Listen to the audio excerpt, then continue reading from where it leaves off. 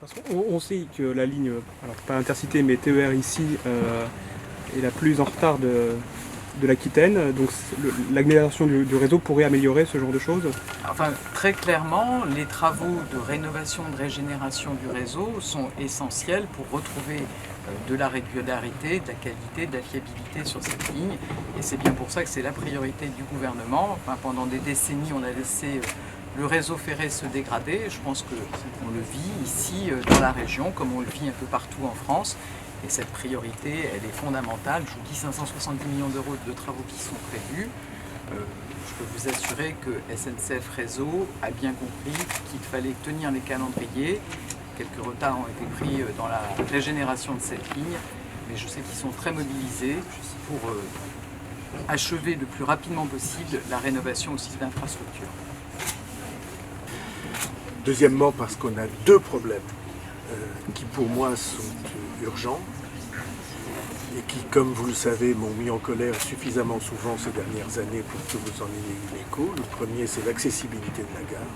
C'est inacceptable que la gare de Pau, entre 7 et 800 000 voyageurs par an, n'ait pas réglé le problème de l'accessibilité. Et donc, le directeur régional m'a assuré que la solution que je propose, qui me paraît de loin la meilleure et de loin la moins chère, qui est l'accessibilité du souterrain, va être examinée. Et deuxièmement, moi je milite, et je ne suis pas le seul, pour que on améliore considérablement l'infrastructure, de manière qu'on puisse avoir, un jour dans les années qui viennent, non seulement une amélioration de la liaison par TGV, par Dax et Orthez, qui puisse nous permettre d'avoir des TGV bienvenue à bord du train Intercité avec des performances remarquables, mais je pense que l'avenir est à une liaison RER entre Bayonne, Orthez, Bayonne, Puyo, Orthez, Pau, Lourdes et Tarbes. Je milite pour une réhabilitation de la voie Puyo-Bayonne, directe, messieurs les directeurs, et pas l'obligation de passer par Dax.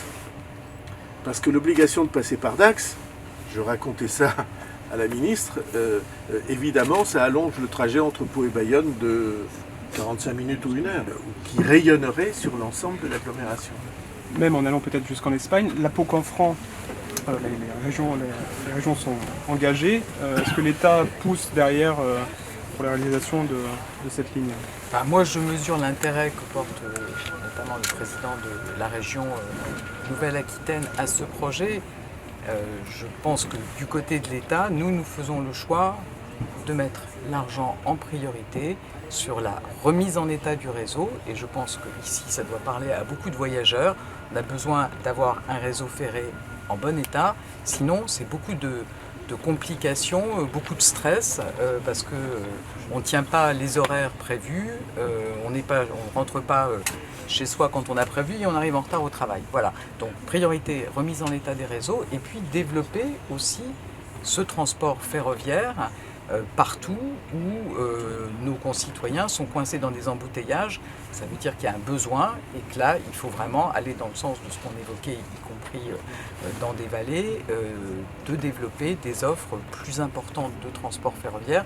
C'est évidemment une responsabilité des régions, ça peut être aussi une responsabilité des métropoles, des agglomérations, de renforcer ces services de transport ferroviaire du quotidien.